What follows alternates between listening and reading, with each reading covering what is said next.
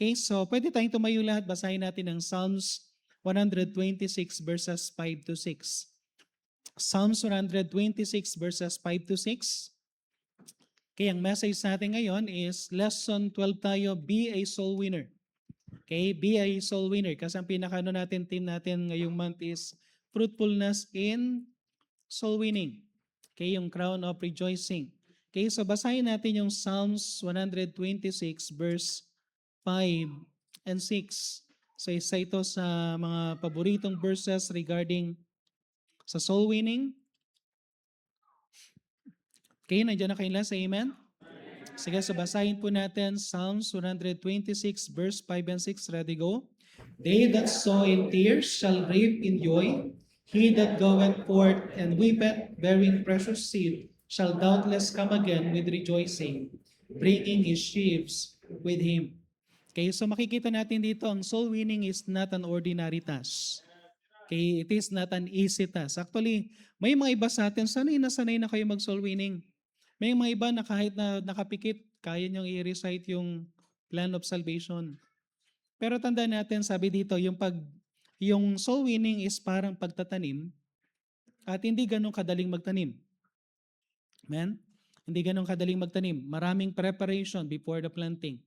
At ang sabi dito sa may pinakabinasa natin kanina, they that sow in tears. Amen? Okay, so hindi ito parang ano lang ha, hindi ito parang napakadali. Iniiyakan to, amen? Iniiyakan, siniseryoso, hindi ito nilalaro. Okay? Because soul is very important. Okay? At ang sabi sa may verse 6, he that goeth forth and weepeth. Na ulit-ulit, no? Yung kanina, tears. Ito naman, meron ditong pagnangis. Dahil napakahalaga ng ating daladala. Precious seed. Okay, where bearing precious seed shall doubtless come again with rejoicing, bringing his sheaves with him. Before the rejoicing, merong weeping. Okay? In our soul winning, sabi ko ulit ito na hindi ganun kadali. Kayong marunong na mag soul winning, it might be na maraming sanay na kayo, but we need to add tears in our soul winning.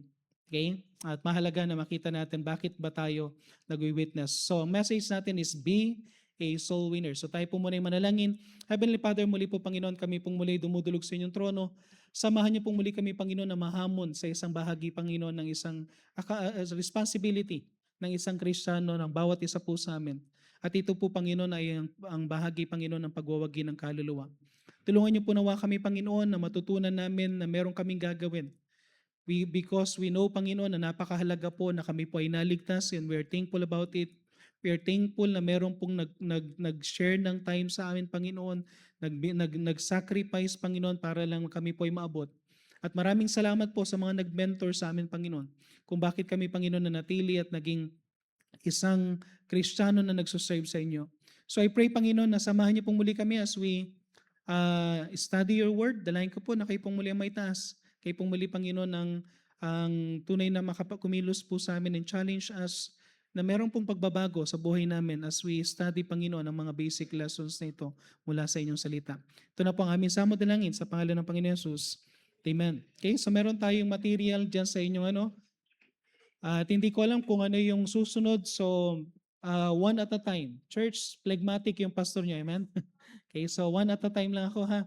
So, pag tinanong niyo ako ano yung magiging lesson sa susunod, pag-iisipan ko pa ulit. Amen? Yung message natin na umaga, kung nabitin kayo, ako din nabitin, next Sunday. Amen? Okay, next Sunday natin itutuloy. Kasi tinitingnan ko yung oras ko rin, no? So, be a soul winner.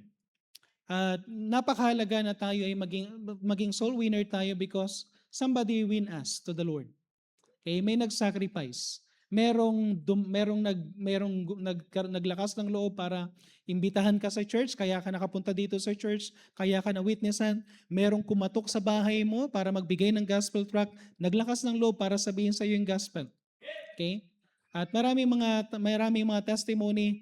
Merong isang testimony doon sa isang route natin na sabi niya, yung isang parent o isang grandparent ba yun, sabi niya, dati tinatawanan ko lang kayo, no? Dati ano lang eh, parang hindi ko nakikita yung kahalagahan ng mga bagay na sinishare nyo. Pero ngayon, okay, isa na siya sa nakakapunta sa ating church. Okay, so alam niyo yung testimony na kuminsan, we need to realize na kapag ka binigyan mo isang tao kuminsan, pag pumupunta nga mga soul winner natin eh, gusto niyo mawala yung mga tao sa kalye, daan lang yung mga soul winner, biglang nawawala lahat ng tao, nagiging malinis, amen? Parang ano eh, parang may dumaan na MMDA. Ganun katindi eh. Pero pag-pray natin na dito, huwag tayong magsawa, amen? Huwag tayong magsawa. So, bilang isang bago mananampalataya sa ating dinidisciple, bakit kagad-agad na inaano natin na pagiging soul winner? Why? Mahalaga na maging soul winner kasi kailan ba nagsimulang magliwanag ang isang kandila? Pag sinindihan. Okay? Kailan ka dapat magsimulang magliwanag? Okay? Pag ikaw ay na-save. Kung ikaw ay nasindihan na ng banal na espiritu dahil ikaw ay ligtas na, so dapat bilang isang ligtas, nagsosoul winning ka na. Okay? Hindi ko sinasabi na sabayan natin yung mga staff workers, sabayan natin mga visitation staff natin, pero meron at merong time. Huwag nating sabihin na wala tayong panahon. Okay? Kanina yung message, honestly speaking, we spend time in yung nagbabrowse, nag-spend tayo ng maraming time na nasasayang ang oras natin, pero napakahalaga na meron tayong opportunity na pwede nating i-share man lang yung gospel. Okay? Maging maging friendly at mag-share natin yung gospel. So, 4 things na natin ngayon. No? Number 1, sa Be a Soul Winner, number 1, ito ang mahalaga. Pag ikaw ay na-save, number 1, we ought to share the gospel with our loved ones. We ought to share the gospel with our loved ones. Okay? Yung the natural response after being saved is to share the gospel with the people who are dear to them. Okay? Di ba yan ang pinaka-natural response natin? After you got saved, di ba tuwang-tuwa ka, you got saved. Na-realize mo na ang tawag dito, yung kasalanan natin na makakapaghugas ang Panginoon, ang makakapagbayad ng kasalanan natin para hindi tayo pumunta sa impyerno is the Lord Jesus Christ. Tapos tuwang-tuwa ka, nung pinaka nasa isipan mo, ang natural response natin is to share the gospel with our loved ones. Okay? John chapter 1 verse 41. Tingnan niyo yung example dito sa John chapter 1 verse 41. John chapter 1 verse 41. Pagkatapos ma-save. Okay? Kasi kung meron kang na-discover mo yung kaligtasan, hindi ka mapakali. Pagpipray mo talaga yan. Sabi dito sa John chapter 1 verse 41, He first findeth his own brother Simon, and saith unto him, We have found the Messiah, which is being interpreted the Christ. Ano kagad ang nasa isipan ni Andrew?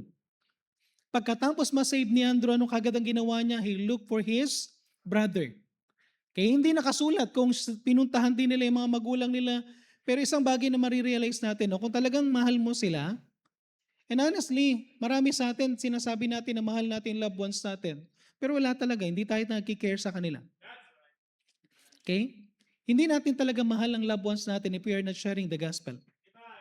And sometimes, akala natin na sapat na, no? Imagine mo to, no? Kung ikaw ay isang estudyante, tapos nakita mo yung hirap ng magulang mo na pinag-aral ka, nakita mo yung hirap nila talaga na grabe yung kanilang pinagpaguran, tapos nagkaroon ka ng trabaho.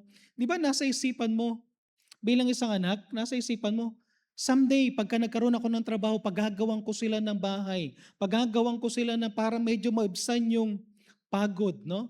Para maging thankful ka dun sa ginawa nila. Okay? Bibilihan ko sila ng aircon, ganun, no? Sana lahat ng mga anak, ganun, Okay? Pero alam nyo, walang masama doon at maganda yun. Pero tandaan natin, yung binili mong aircon, panandalian lang yun dito sa lupa. Yung binili mong bahay, panandalian lang yun dito sa lupa. Everything na ibibigay mo sa magulang mo, panandalian. Pero ang kaligtasan, eternal. Okay? Nasa isipan natin, pag-aralin ko yung kapatid ko, magsasacrifice ako para sa kapatid ko. That's good na maganda yung na makatulong ka sa kapatid mo. But again, the best gift na pwede nating i-share is the salvation. Okay? I-share natin ang gospel.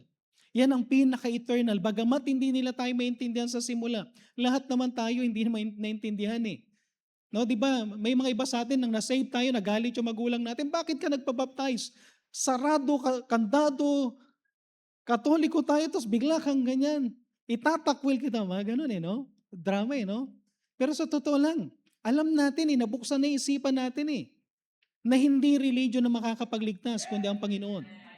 So once na na-save tayo, anong tendency natin? Kahit magalit yung magulang natin, kahit magtampo sila dahil hindi tayo ay naligtas at naging membro ng isang church na nagtuturo ng kaligtasan, alam nyo, ipaglalaban mo dapat yung pagiging ligtas at the same time, ipaglalaban mo na may share sa kanila kung paano sila masave. Okay? Surely the people you want to see in heaven. Di ba? Sino bang gusto mo makita sa langit? It's no other than your loved ones. Amen? Amen? Sino sa inyo gusto nyo pagka nag-rapture? Sino sa inyo takot sa rapture? May mga iba sa atin, honestly. Isa yan sa pag-uusapan natin, no, yung rapture. Kasi maraming mga miyembro sa church, so kaya maraming mga Christian. Bagamat sinasabi nilang Kristiyano sila, pero takot sa rapture. Yung bang, may mga iba na nagsabi na, Pastor, takot na nakakatakot matulog. Kasi baka pagising ko, wala na si nanay, wala na si tatay, naiwan ako mag-isa. Amen? Amen? Amen? Kaya asawa ka, baka pagka nag-rapture, yung mister ko, wala na ako naiwan. Okay? Yung mga ganun, no? So, kung gusto natin, kaya nga during the pandemic, anong ginawa natin ng pandemic? Hindi ko alam kung anong ginawa nyo during the pandemic, pero during the pandemic, ang isa sa sinecure, kaligtasan. Okay? Talagang inano ko yun. Sabi ko sa mga anak ko, sino sa inyo, inulit-ulit ko yung patungkol sa salvation that time. Bakit? Kasi anytime, baka pwede ako mamatay ang misis ko, mamatay yung kaming lahat sa pandemic. At least, bago mamatay, sigurado ka sa langit. Amen? Okay? Hindi, tawag dito, hindi na bilang isang mananampalataya, hindi normal na hindi mo gustong makita yung loved ones mo sa langit. Siguro yung kaaway mo ayaw makita, pero yung loved ones mo ayaw makita. Amen? Gustong-gusto mo yan. And another thing na makikita natin, we don't want them to suffer in hell. Amen? Okay? Luke chapter 16, another slide, Brad. Dun sa may no? So you do not want to see them suffer in hell. Luke chapter 16, verse 27. Di ba ito yung panalangin ng rich man? Kaya hindi ito panalangin na isang tao na nasa langit, panalangin ito na nasa impyerno. At kahit na nasa impyerno siya, anong nasa isipan niya? Ano sabi niya? Then he said, I pray thee, therefore, Father, that thou wouldest send him to my father's house. Sabi niya kay Abraham, Father, kasi tawag nila kay Abraham, Father,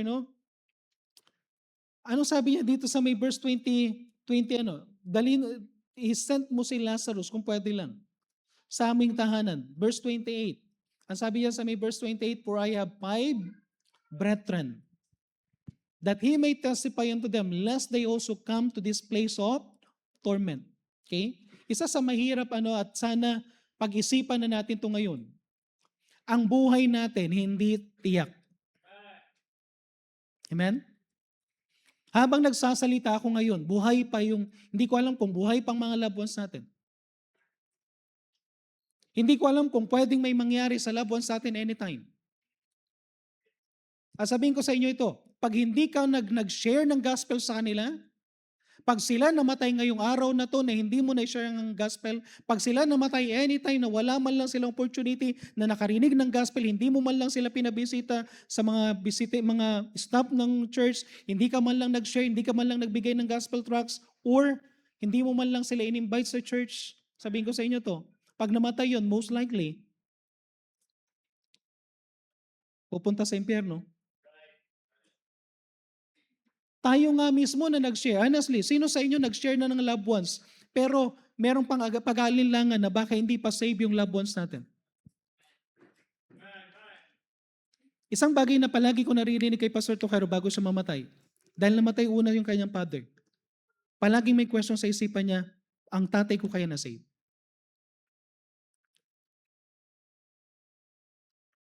And someday, tatanungin natin yung sarili natin, ang tatay ko kaya na save? Ang nanay ko kaya na save? Ang asawa ko kaya na save? Ang anak ko kaya na save? Or tanungin mo, ako kaya save? Kasi ayaw natin pumunta sa place of torment. Sino sa inyo naisip yung itsura nyo na nasa kulungan kayo? Ako hindi ko may imagine yung sacrifice ni Pastor Ferguson.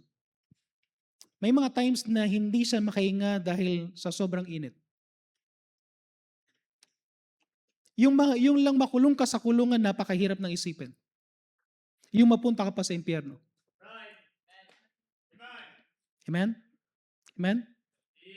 So, seryosohin natin na yung loved ones natin dapat makita na natin dito. Kaya nga makikita natin anong kailangan natin gawin. We need to pray for them. Okay? Pray for them. Weep for them. Brad, next slide na, Brad. Okay? Pray for them, weep for them, share them the gospel. Alam niyo maganda na siguro marami sa atin we are thankful na tayo ay nasa Christian family. We're thankful na hindi tayo yung family natin saved na pero wag ka pa rin pakakasiguro. Tanungin mo pa rin. Until the last breath, kailangan tanungin mo. Ako, tiniyak ko dahil hindi ko na-witnessan, hindi kami nagkaroon ng opportunity na ma-witnessan yung lola ko sa father side. Bago mamatay yung lola ko sa mother side, I make sure na paulit-ulit yan, paulit-ulit. Kaya namatay siya sa isang cancer. Pero ang ginagawa ko every time na ako yung bantay ng lola ko, kasi ang ginagawa namin wala na siya nakakasama. So pag matutulog, may magbabantay sa kanya every night. At once na ako ang bantay, ako yung matutulog na kasama niya. Tatanungin ko siya palagi kahit alam kong yung nararamdaman niya yung pain, pero tanungin ko siya, Lola, saan ka pupunta pagkano? No? Sinong tinanggap mo? Paulit-ulit yan. Bakit ka nakakatiyak? Okay? Even yung father ni Sister Lani nung bago pumanaw, ang nasa isipan namin kahit na hindi na makausap, kahit na hindi na makapagsalita, pupuntahan mo sa ospital, why? Titiyakin mo na habang buhay yan, loved ones mo yan, you want to make sure na pupunta yan sa langit. Amen? Amen? Okay? So pag-pray nyo sila, iyakan mo sila, i-share mo sa kanila yung gospel. Keep inviting them to the church. Okay? Keep inviting them to the church. Tapos trusting God to work in their hearts. Brad, next slide. Siguro merong isang nandyan sa taas na titignan nyo yung outline para magabayan, no? So keep inviting them to church. Huwag kang magsawa. Kaya ito nakakalungkot, no? Sometimes sapat na tayo, no? Gustong-gusto na natin na nandito tayo sa church, pero kaya tayo may mga evangelistic service, kaya tayo may mga special natin, at kahit na hindi evangelistic service, meron tayong para sa first time visitor, nagkakaroon tayo ng invitation from time to time. Alam nyo, dalhin nyo sila sa church. Hindi mo alam kung ano yung pwedeng mag-speak sa kanya. Okay? Just share mo lang palagi. Number 2, we ought to share the gospel to our friends. So hindi lang sa loved ones. Ang hirap isa sa pinakaiyakan natin talaga someday kapag nagkaroon ng yung tawag dito, yung isa-separate na yung pupunta sa langit sa pupunta sa hell, nakakalungkot yun. Okay? At pangalawa, we ought to share the gospel to our friends. Mark chapter 5 verse 19. Mark chapter 5 verse 19. Gusto kong sa pagkakataon na ito, maramdaman ninyo na mailagay sa kamay ng bawat isa sa atin. Huwag niyong sasabihin, Pastor, trabaho ng church ang witnessan ng loved ones ko, hindi trabaho ng church. Trabaho ng bawat Kristiyano. At kung Kristiyano ka, witnessan mo dahil hindi, isang pagkakamali ko na yan noon. Inihintay ko si Sister Flor na witnessan niya yung gusto kong dalhin si Sister Flor, but every time na pupunta si Sister Flor, itatago nila lola ko. Dapat ako ang nag-witness. Amen? Kasi hindi nila maitatago ang lola ko. Pag ako lang. Ganun dapat eh. Medyo magano tayo ng maraming way para mai-share natin ang gospel. Mark chapter 5 verse 19, ang sabi ng Panginoon sa kanya, ito yung maniac of Gadara, pagkatapos siya masave, gusto niya sumama sa Panginoon, pero ang sabi ng Panginoon, howbeit, Jesus suffered him not, but saith unto him, go home to thy friends. Pumunta ka sa inyong mga kaibigan. Okay? I-share mo yung gospel sa iyong kaibigan. Okay, listen. Ang dami nating opportunity na kausapin ng kaibigan natin. Huwag tayong mahiya na i-share sa kanila yung salvation. Okay? Do not be ashamed. So, do not be ashamed of the gospel of Christ. Sabi nga sa Romans chapter 1 verse 16, di ba? For I am not ashamed of the gospel of Christ. Okay, for it is the power of God unto salvation to everyone that believeth, to the Jew first and also to the Greek. Sasabihin natin, Pastor, nakakahiya kasi. Baka tumanggi. Paano mo malalaman kung hindi mo i-share? Kung tumanggi man, at least na-share mo pa rin. Tandaan natin to, every time we share the gospel, meron nangyayari. Okay? Pastor, hindi tumanggap, ni-reject. Sige lang. Baka nagtanim ka lang ngayon. But later on, maririnig niya pag paulit-ulit. Naalala niyo yung lesson ko kanina? Paano pinapasok ng diablo yung isang bagay? Repetition. Repetition. Yung music, paulit-ulit. Now, kung paulit-ulit din na maririnig ang gospel, magkakaroon ng emphasis yung bagay na yan. And later on, gagamitin ng Panginoon. Lalong-lalo na kapag gumagamit ka ng mga Christian songs sa bahay at meron ka mga. Kaya nga mahalaga kapag tayo bilang isang Kristiyano, Christian song dapat talaga pinapatugtog natin. Para magkaroon sila ng kaisipan, ang ganda ng music na yan. Tapos later on, magkakaroon siya ng, meron siya, magiging siya na magtatanong siya sa iyo later on. So do not be ashamed of the gospel of Christ. Matthew chapter 10 verse 32 to 33. Matthew chapter 10 verse 32 to 33. Whosoever therefore shall confess me before men, him will I also confess before my Father which is in heaven. Sa verse 33, but whosoever shall deny me before men, him will I also deny before my Father which is in heaven. So under that, share your faith in the Lord Jesus Christ as your personal Savior. Ipaalam mo sa kanila. Ipaalam mo sa kanila sino si Jesucristo sa buhay mo. Okay? Anong ginawa ng Panginoon Jesucristo sa buhay mo? Tell them na hindi baptist ang bumago sa buhay mo. I-share mo sa kanila na ang bumago sa buhay mo ang Panginoon Jesucristo. I-share mo sa kanila na bakit mo natanggal yung vision mo because of the Lord Jesus Christ. Everything na Then sabihin mo sa kanila, iba na ngayon kasi tinanggap ko ng Panginoon. Huwag mo ikakahiya yung mga statement na yan. Okay? Before, ang father ko, grabe yung persecution ng father ko sa akin. Pero hindi ko alam na pinag-aaralan niya ako. Inobserbahan niya ako. Okay? Kaya mahalaga na wag mong ikakahiya yung iyong testimony. Pag sinasabi nila, hindi tamang reliyon. May time itong problema natin ngayon. Pinag-uusapan, ano ang tamang reliyon? Hindi reliyon ang dapat pag-usapan.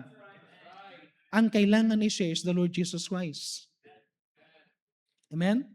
Kaya mahalaga na tingnan natin yung pwede natin gawin na para makapag-witness tayo sa ating mga friends. Someone has said, merong nagsabi nito, soul winning is like one beggar telling another beggar where he found bread. Okay? Anong ibig sabihin nitong kasabihan nito? Ano sinabi ng isang mangangaral? We share the gospel not because we are better than others. Okay? Hindi tayo nagsishare ng gospel dahil mas better tayo, mas holier tayo, hindi. But because we have found the bread of life. And that is the Lord Jesus Christ. And we want others to know Him. We are also sinner like them. Amen? Lahat tayo makasalanan. And by the way, pagka nagsishare tayo, wag mo sabing ikaw makasalanan ka. Hindi, tayo makasalanan tayo. Okay? At tayo ay maliligtas lamang sa Panginoon sa pamamagitan ng Panginoon. Isa akong makasalanan, nakakilala sa Panginoon Jesucristo. Meron ding isang makasalanan na kailangan makakilala sa Panginoon Jesucristo. So we are just sharing the Lord Jesus Christ as the bread of life. He is the living water. Okay? He is the door to heaven. Maraming title ang Panginoon. He is the only way, He is the truth. Amen? So i-share natin ang Panginoon. Sabi daw, we share the gospel. So natapos ko na yan. Okay? So, wala kang ibang i-share kundi ang Panginoon Jesucristo. Siya lang. Then number 3. So first is we ought to share the gospel to our loved ones. Second is to our friends. Third is to everyone around us. Everyone around us. So do not just share the gospel with people dear to you. Okay? Wag lang dun sa mga mahal natin. Wag lang dun sa mga kaibigan natin. But you need to share the gospel with people you do not know. Okay? With people you do not know. Anong sabi sa Mark chapter 16 verse 15? And he said unto them, go ye into all the world and preach the gospel to every creature. Every creature. Huwag kang mamimili. Kahit na mukhang masungit yan, witnessan. Amen? Kuminsan kung sino pa yung masungit, siya pa pala yung tatanggap. Yung mukhang mabait, wala. Mabait na siya eh. Piling niya mabait na siya eh. Piling niya religyoso na siya. Ang hirap ng witnessan. Okay? Pero, witnessan mo lang. Okay? Pag sinabi yung, INC ako, oo, INC ka, incomplete. Kailangan mo ang Panginoon para mag-complete sa'yo. Amen? Okay, so parang magano tayo na, iwag natin. Okay, hindi natin kagad i-accept yung kanilang reason na just lang natin, patuloy lang natin i-share ang Panginoon. Isang Pastor, anong benefit kapag nagwi-witness ako ng ibang tao na hindi ko kilala? Alam niyo yung sowing and reaping? Alam niyo yung sinabi sa Bible na he that watereth others will be watered also? Isang bagay na principle ganito. I think, nandito si Sister Flor. Nandito ba siya? Ayun si Sister Flor. Okay? Sabi ni Sister Flor one time, no? Sometimes ito yung pinaka-goal natin. Di ba, inisip natin, Lord, naging missionary ako, naging worker ako sa isang place na inaabot ko ibang tao. Pero sino ang aabot sa loved ones ko?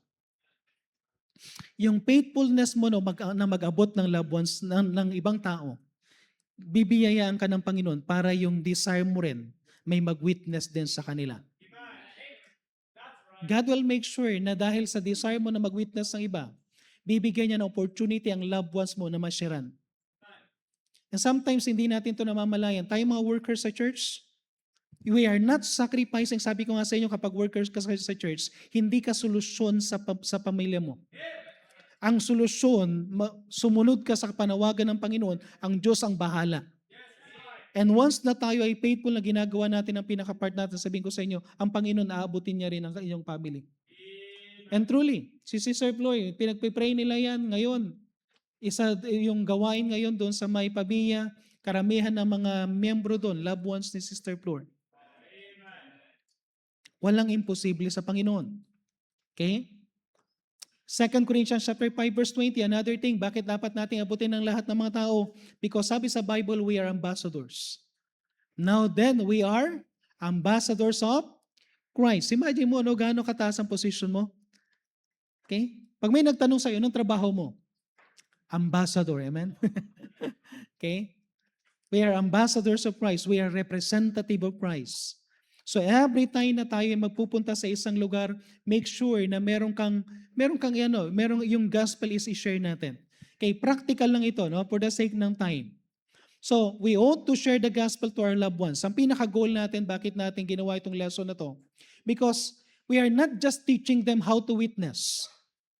Gusto nating ilagay sa kanilang responsibilidad at ma-realize nila na responsibilidad nilang abutin ang kanilang loved ones, responsibilidad nating abutin ang ating kaibigan, at responsibilidad nating abutin ang ating mga tao na nasa paligid natin. Meron tayong responsibility. Whether you are not full-time, nasa full-time o kaya ikaw ay isang ordinary member, as long as you are Christian, you are ambassador. Okay? Number 4 and last, always be ready to share the gospel. Always be ready to share the gospel. Ang sabi sa 1 Peter chapter 3, verse 15, but sanctify the Lord God in your hearts and be ready always to give an answer to every man that asketh you a reason of hope that is in you with meekness and fear. So dapat tayong maging ready. Okay? So may responsibilidad tayo sa ating loved ones, may responsibilidad tayo sa ating friends and everyone. Ngayon, paano natin ito gagawin? Ilang bagay lang po ito na practical. First, always carry gospel tracts with you. Alam niyo kung sabi nga ni Pastor Doug, sino ang nagbibigay ng gospel tracts? Yung may dala. Kasi kung wala kang dala, kahit gusto mo magbigay, wala kang ibibigay. Amen? Okay? Kaya maganda, kumuha kayo ng magandang lalagyan sa bag ninyo na hindi naman makukusot. Okay? Huwag din kayong kukuha ng gospel tracts tapos iipunin ninyo sa bahay ninyo na para bang meron ka ng collection ng ibigay nyo. Ibigay, amen? At the same time, maganda na ilagay nyo sa magandang lalagyan para hindi nakukusot. Tapos pag ibibigay mo, malutong naman. Amen? Amen? Hindi yung pag ibibigay mo, parang pinambalot na ng, no? Okay? At ito, marami tayong way na, no? Brother, nandito ba si Brother Ronnie? Meron tayong bagong gospel tracts, yung Smile, Somebody Loves You. Okay? So smile icon. Kasi may mga iba pagka binigay mo yung 10 commandments, agad-agad no? Iba yung reaction. Yung mga Catholic gustong-gusto. May mga iba naman pilosopo. Okay? Pero pag may nakakita kang nakasimangot, amen? Sino sa inyo madalas nakikita nyo ang tao nakasimangot nasa kamay? Di ba palaging nakasimangot?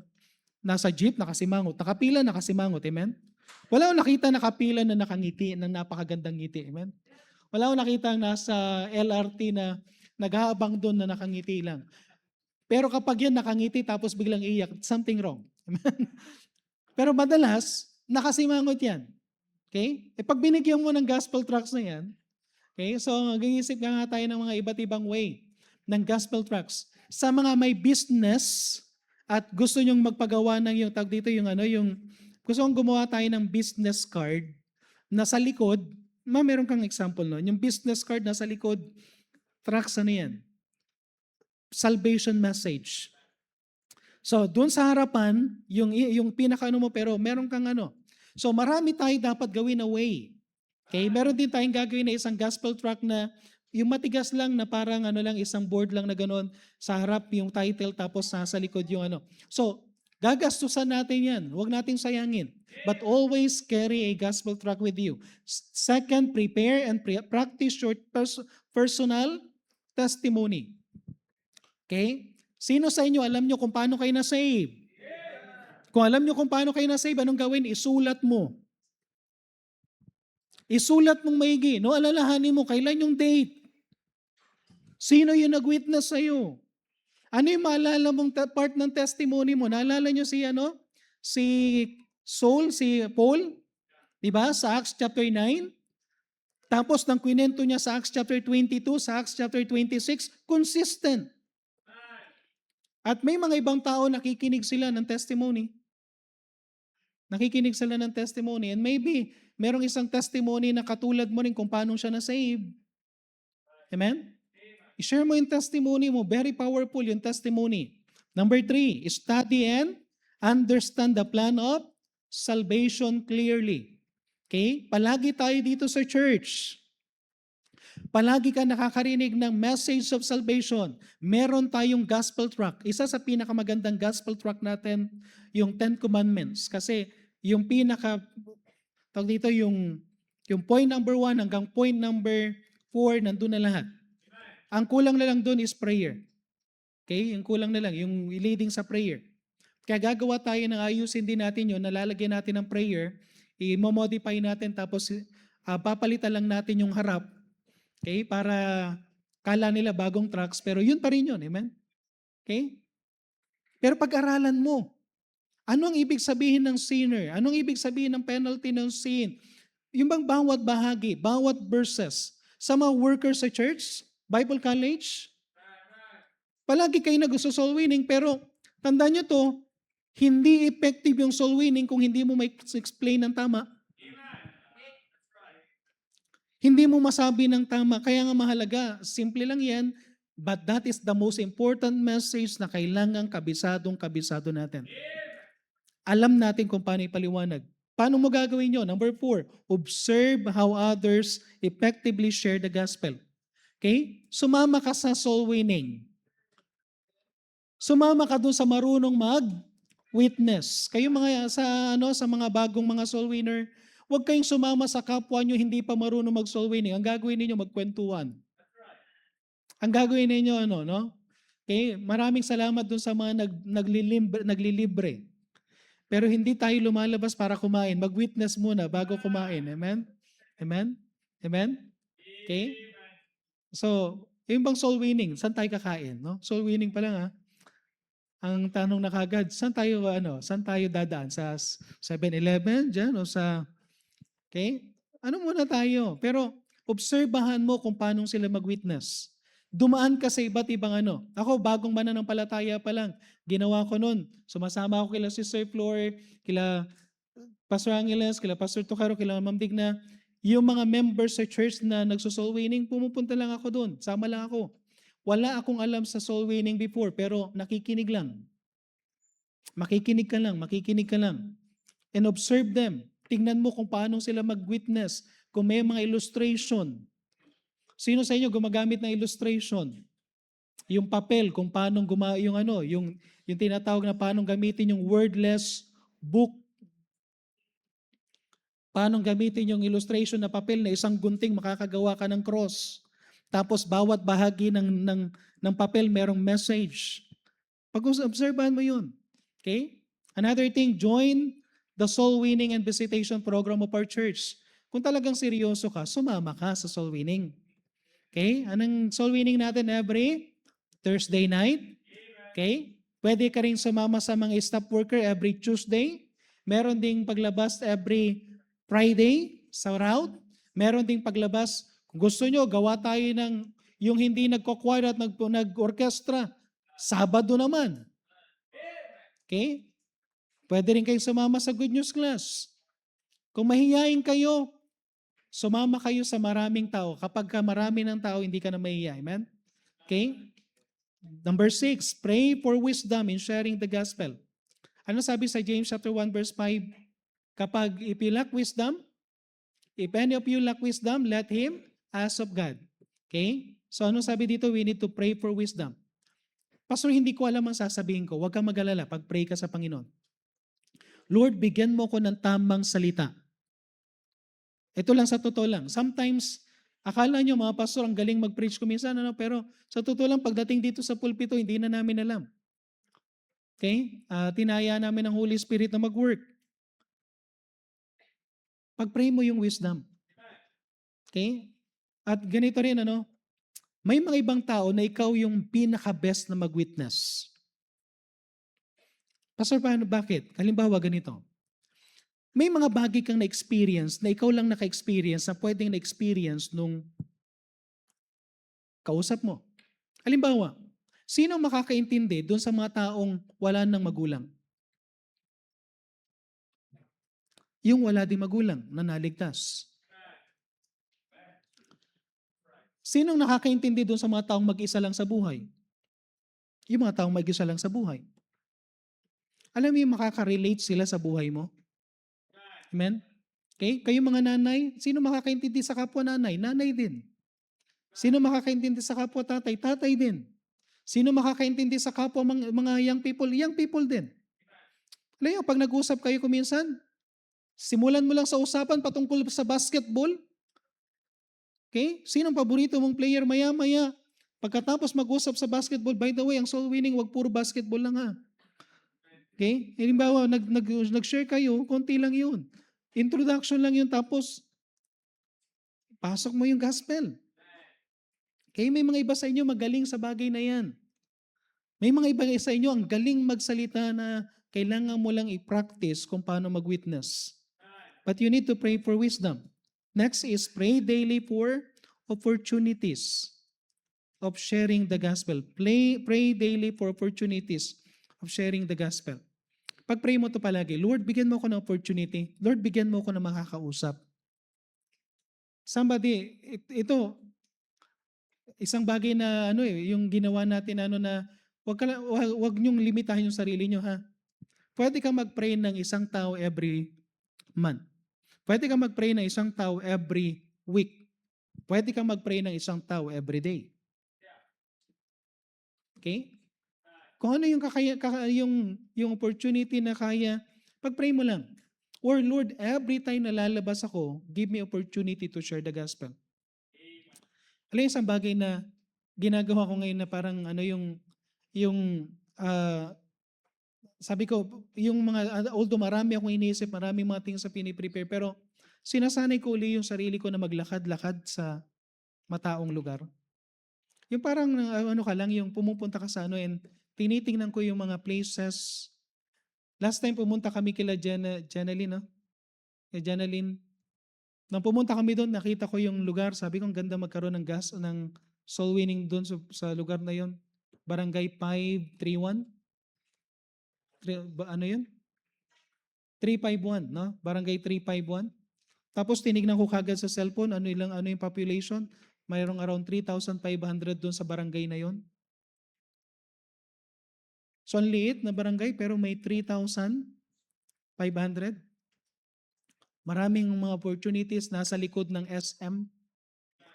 At kung titingnan natin yung ating map diyan sa baba, meron kaming pinagawang map na 3 kilometer radius, pasok yung SM, San Lazaro. Ang lapit kasi isang sakayan lang nila mula doon sa may SM, pwede na sila rito sa Retiro kaya diyan sa Muñoz. Pag Muñoz ang sinakyan nila, nandito na sila kagad sa church. Okay? Para bang makakapagano ka na sino yung mga mawi-witnessan. At once na nagpipray ka for opportunity, sabihin ko sa inyo, every soul na nakikita mo, opportunity to share the gospel. Okay? Second to the last, keep a compassionate heart for the lost. Keep a compassionate heart for the lost. Ipag-pray mo palagi, Lord, magkaroon pa rin ako ng compassionate heart. Magkaroon ka ng desire, magkaroon ka ng compassion sa mga lost. Okay? Pag-pray mo yan, Lord, bigyan mo ko na maging urgent yan sa akin. And lastly, invite people to come to church to hear the Word of God. Invite people to come to church and hear the Word of God. Isa sa pinakamadaling gawin, pag maiiyak ka, na-share ang gospel, imbitahan mo sila sa church. Okay? Tingnan nyo to Bagamat hindi ikaw nakapag-witness. Kay sino sa inyo dito, ibang nag-invite, ibang nag-witness, ibang nag-follow up? Taas ang kamay. Experience mo ba yun? Ibang nag-invite sa'yo? Ibang nag-witness sa'yo? Iba yung nag-follow up sa'yo? Sino sa inyo naka-experience ng gano'n? Kaya ako yung isang So meron dito, no? May mga So, tingnan nyo to Ang credit, hindi lang dun sa nag-witness. Ang credit, kasi hindi na witnessan, okay? Parang ganito, hindi na follow up kung walang nag-witness. Hindi na witnessan kung walang nag-invite. Kaya kung titingnan natin, paano ka nakapunta sa church, paano ka nakakilala sa Panginoon, anong kwento mo, hindi lang kung sino yung nag-witness sa'yo. Sino nagdala sa'yo sa church? Sino nagbigay sa'yo ng gospel tract? Sino kumatok sa bahay mo? Amen? Okay? Kaya nga palagi nyo naririnig. Okay? Na ako naimbitahan ni Debbie saka ni Virgie. Dalawang classmate ko sa college. Sila yung nag-invite, pero ang nag-witness sa akin si Pastor Toquero. Ang nag-follow up sa akin, nag-mentor si Sister Flor. Iba-ibang tao. Pero lahat yan, credit pa rin na dun sa isang kaluluwa na yan, may bahagi ka. So hindi ka man marunong mag-witness, at least mag-invite ka. Amen? Amen? Sabihin mo sa kanya, di ba si Pastor Louie Andres, paano siya na-save? Sabi sa kanya, basketball tayo. Okay? Basketball tayo. Dala-dala niya yung basketball. Pang basketball. Tapos sabi niya, magbabasketball na tayo. Hindi, church muna tayo. Tapos pagkatapos ng church, sabi niya, basketball na. Hindi, kakain muna tayo. Tapos nung pagkatapos nun, church, na tayo, basketball na. Hindi, church pa tayo. Amen? Afternoon. Tapos nung pagkatapos, sabi niya, basketball na. Amen? Paano siya naimbitahan? Dahil dun sa basketball. Pero Later on, na-save. Ngayon, pastor na. Amen? Okay? So, malay nyo, yung isang member, merong isang tao dyan sa paligid natin, ikaw lang makapag-invite. Amen? Amen? Okay, dali natin sila sa Panginoon. Kung sino yung palagi nating kapartner, si Brother Iyo, dapat madala mo si Tatay Rupino. Amen? Ganun, kung sino yung madalas na pwede mong ma-invite, opportunity yan. So, church, pinakano natin dito is, let's be a soul winner at the same time, yung mga witness na natin, tulungan natin sila maging soul winner. Okay, so tayo po yung manalangin. Let's pray. Let's pray. Heavenly Father, maraming salamat po muli sa binigay niyo po na mensahe. And I pray, Panginoon, na i-bless niyo po, Panginoon, na bawat mananampalataya na naririto. Bigyan niyo po kami, Panginoon, ng desire to witness. Lord God, tulungan niyo po kami, Panginoon, na ipag-pray namin ito, Panginoon. Kung wala po ito sa aming heart, wala po ito sa aming schedule, wala po ito sa vocabulary namin, Panginoon, I pray na this time, ma-remind kami, Panginoon, that this is our responsibility to share the gospel to our loved ones, to our friends, to everyone around us. At meron kaming pwedeng gawin, Panginoon. Mga things na pwede naming gawin, Panginoon, sa maliliit na paraan. Pero pwede po ito magbigay ng simula para kami po ay maging soul winner. So tulungan niyo pang bawat isa, Panginoon, na magkaroon ng compassionate heart. Magkaroon, Panginoon, ng desire, Panginoon, na gamitin niyo po sila. At ma-realize namin, Panginoon, na someday, isa sa pinakamahalagang regalo namin, Panginoon, o isang bagay, Panginoon, na matitreasure namin dyan sa langit is the crown of rejoicing sa bawat isang tao na mawiwitnessan namin. Pagpalain niyo po, Panginoon, ang invitation kay pang muli, Panginoon, ng may taas. Ito na po amin sa dalangin sa pangalan ng Panginoon Jesus. Amen. Pwede tayong tumayo lahat at magkaroon lang tayo ng short invitation. So hindi ko alam kung ano yung pinangusap sa atin ng Panginoon, but although this is a basic Bible lesson for our disciple, but I think isa sa natin is we need to be challenged to be a soul winner. Balikan natin, no? Na baka marunong na tayo mag-soul winning pero we are not weeping anymore. Wala na yung desiring na mag-work ang Panginoon sa heart natin na siyang magbigay ng wisdom. So habang tumutugtog ating pianist, di na natin patatagalin. If God spoke to our heart, lapit tayo sa Panginoon and be a witness. Okay, at kung ikaw ay first-time visitor, wala ka pang katiyakan ng kaligtasan, taas mong kanang kamay mo dahil ang mahalaga dito sa church, hindi yung religion, kundi yung pagtanggap mo sa Panginoon Jesucristo bilang tagapagligtas. Meron ba sa atin na wala ka pang katiyakan ng pagtungo sa langit, taas mong kanang kamay mo, bibigyan ka namin ng counselor. Meron ba sa atin? Meron ba sa atin? Okay, sa bawat member ng church, especially if you are saved, daanan mo itong mga basic Bible lessons na to. Sumunod ka sa Panginoon, first step of obedience is baptism. Tapos tingnan mo yung mga basic lessons na to, daanan mo to. At kung wala pang nag-share sa iyo, wala pang nagba-Bible lesson sa iyo, i-ask mo yung mga member dito sa church na mature na dumaan sa lesson na to na pwedeng idaanan mo. Or pwede kang dumaan mismo sa sariling pag-aaral kung titingnan mo yung mga lessons sa YouTube. Pero mas maganda kung merong personal na mag-explain sa iyo. Then, i-desire mo na someday maging channel of blessing ka by witnessing others. Alam ko na lahat tayo pinagpipray natin ang loved ones natin. Pinagpipray natin yung mga friends natin.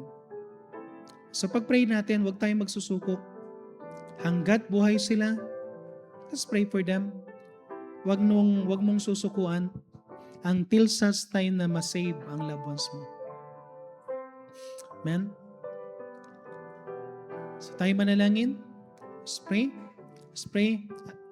Heavenly Father, maraming salamat pong muli sa binigay niyo po, Panginoon, ng message.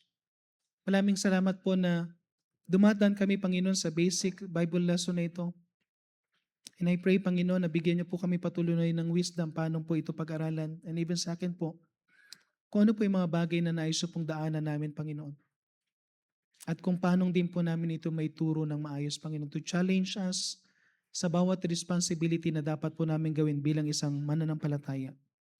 Lord God, one of our greatest responsibility is to share the gospel. Tulungan niyo po kami, Panginoon, na magkaroon patuloy ng time every week sa buhay namin, every may time na opportunity, every time na may tao kami nakakasalamuha na pwede mabagian.